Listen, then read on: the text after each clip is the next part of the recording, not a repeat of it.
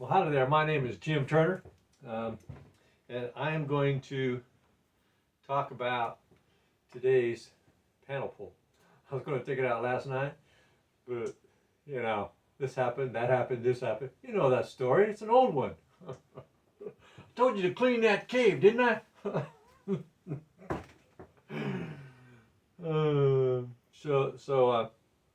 Yeah, I pulled it this afternoon because I wanted to see what was going on. Um, I wanted to see if they had finished filling out that last frame.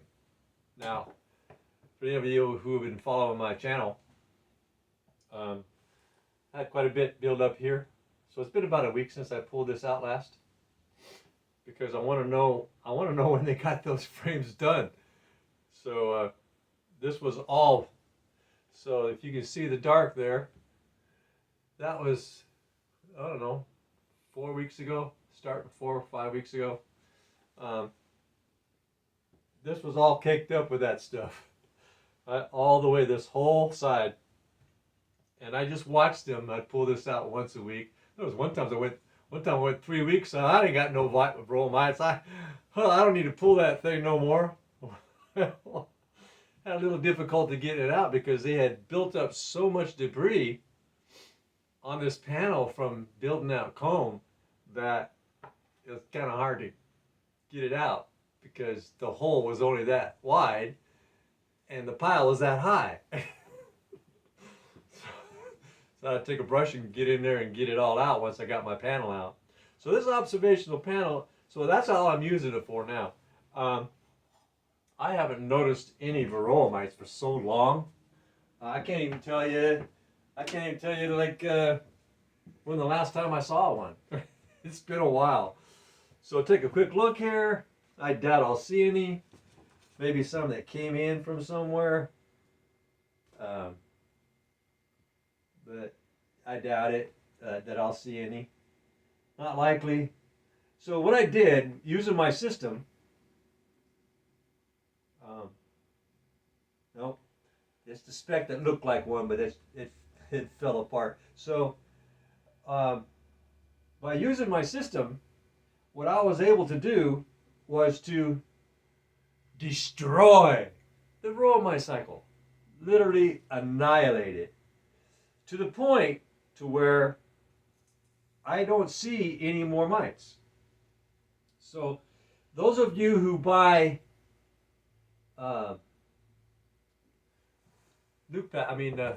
bee packages,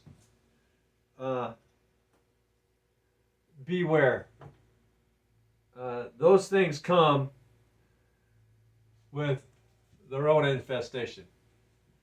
So I bought 2 bee packages, one from, I'm not going to say who, one from a very reputable seller of bee packages and very well known. And that hive died. I tried to go organic, thinking, they can take care of themselves. Well, not when they're heavily infested when you get them. Right? And so I lost my first 2 hives my first year due to varroa mites. They became so heavy that first year. I mean, I only had them for like 3 months, and that infestation was so heavy when I got them that they didn't survive very long because it was already there, heavy, apparently. And so same thing with this bees that I have now. Well, now I have 2. Caught a swarm the other day, or actually a couple weeks ago. I'm getting ready to catch another one. It's really exciting time. These are exciting times I live in here. And I've got a bunch of baited nukes that I've got scattered around. And there was a lot of activity when it was nice, but today it's really cold. It's nippy today. Cloudy all day. It's cold, and there's still some girls going in and investigating, but I think they're holding off on the swarm for a nicer day. We'll see tomorrow. See what happens tomorrow. It's been 48 hours since I first started noticing that there's bees investigating my nukes. And the last time this happened, which was a couple weeks ago, after 36 hours, they flew in, and I caught them in the peach tree. So in a nuke, and I bait my nukes. I use lemongrass oil, and boy, I tell you what, I put that stuff down there. It don't take long for bees to come. Even bees from my hive go up there. This smells good. This smells good, and I watch them fly back to their own hive. So yeah, it's good stuff. And I just now rebaited them. So so every day, my instincts are telling me every day, just kind of, I take a Q-tip and I take the lemongrass oil and just let that Q-tip fill up, and I'll just dab the perimeter outside and maybe a little bit on the inside where they go in, and then I put that Q-tip back in the bag, because I already have a bag with a Q-tip in the hive, but I want to keep that aroma coming from. I want that aroma constantly coming from the entrance. So tomorrow morning I'll do another little dab, right, to start the day, and hope for a new hive to come in.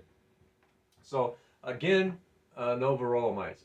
I think I'm right pushing 3 months, so I haven't seen any varroa mites to talk about. There was a couple of, it was like two. The last 3 months, I think I've seen two, but they look different. they look like they were brought in, and they were still alive, crawling around. Yeah, like they fell off. Like maybe they jumped on one of my bees off of a flower, because they can jump. Those little things can jump like a grasshopper about that far.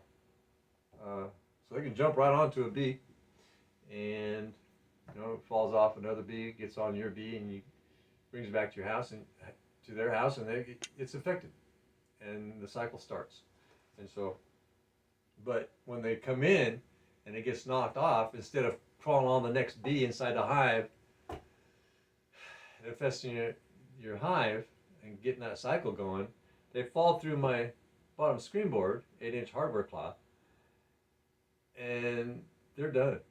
So also what I decided to do for the time being was I no longer put vegetable oil on my panel. I don't spread it out anymore. For right now, I'm just going to use it as an observational panel. Put it in, see what's going on. What's happening? I can tell what's going on. Say for example, I'm a little anxious if they're building a queen cell. I'll take my white panel out, put in a nice clean one, check it in the morning. If I see little droplets in one particular spot, just like it's just right there, they're building just right there, I'm going to make the reasonable, rational, fair assumption that that could be a queen cell, and I might want to do something or lose half my hive. So you can use the observational panel like that. You put a new comb in, or frames, I mean, and you want to see how it's coming along. Well, it's been a week. I wonder if they're even starting that up there. Nope, still haven't started.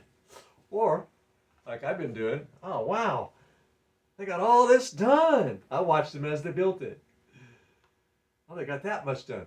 A week later, oh wow, they're really moving along. And I can see what area that they're working on. And satisfies my curiosity. Did they get that area yet? Oh, let me see. Oh, yeah, they did. Cool. And so, and if there's a bug, some sort of bug infestation, or ants, or anything else, hive beetles of some sort, or because the bees are going to be attacking them and killing them, and pieces of their bodies are going to be on your board, and you can see, you can see what's on them, and I can see like those wax moths, right? I've seen their body parts, leg here and a wing over there, and the bees go after them and kill them. Wax moths. So it looks good. I don't feel anxious about anything. Everything's flowing really good. I have not taken this hive that I've got, that I've had now for well over a year. I have never taken that hive apart. They're like, what's going on here? Taking this out. No, never taken out a frame from the original box. So when I added a box in the second brood box in fall, same thing. Haven't taken out a frame. I had to add a couple because I forgot that I didn't add them when I wanted to, but I added a couple frames later on in fall, and I think I added one more in frame that I still steam. I think I didn't put enough in there yet, so I think I added another one about 4 months ago. I noticed that there was only 9 frames, but anyway, you get the idea. And I watched them build that one. I put it out. I put that 10th frame in the middle because it was blank, you know. This one that had the panels on it, plastic panel, and I watched them build that out. Yeah, that was interesting. And so you get the idea. It's the concept here. You can build this look around. So what do I got laying around over here? Let's see. Oh, I can do that with that, and that'll get me to that concept. That'll do the job. And that's what I do. Yeah, not a thing. Well, yeah. So please subscribe, thumbs up, ring the bell. Please look at my channel like you leaving a tip. You know, when you go to a restaurant and you leave the waitress a tip for their assistance, you know, and you know, something like that. And but this doesn't cost anything, you know. You just tap that subscription and tap the bell, leave a comment. Yeah, it's free. You don't have to actually pay a tip, right? But that's it. But it's the same, conceptually wise. Is that a word? But you get it. It's free, and it's like leaving me a tip, and I appreciate that. Okay, well that's it. So I'm going to be doing another podcast tomorrow on the status of what's going on the swarming activity, because there's just swarming activity. They're all around my main hive today, trying to get in my main hive, and so there's a lot of scouts around in my area, and I live in the city, so I've got people who probably have a hive here, and maybe way over there's a hive or two, and you know, scattered, it's like peppered around, you know. No, there's no apiary anywhere near my residential area, and so these bees are coming from others, and I have a big tree, like a wetlands in my backyard, kind of.